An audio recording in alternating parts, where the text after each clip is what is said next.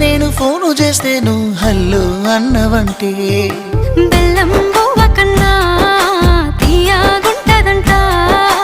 ఎన్నడూ నాడు ఫోను చేసే బాగున్నావన్నవంటే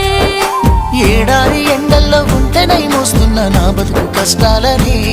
పిల్ల నీ చెయ్యి పట్టాలని నల్లని సీకట్లో ఒకదాన్నే కూసున్న దిక్కులేని పచ్చినయ్యి బావ నువ్వెప్పుడొస్తావని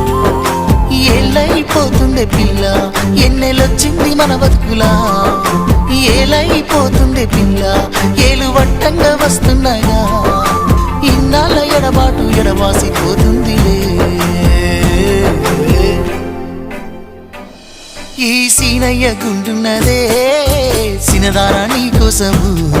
ఈ దూరాన్ని చెరుపుతూ తీరాల తెగిరింది అందాల ఈ మానవు ఓ బాబా చూస్తున్న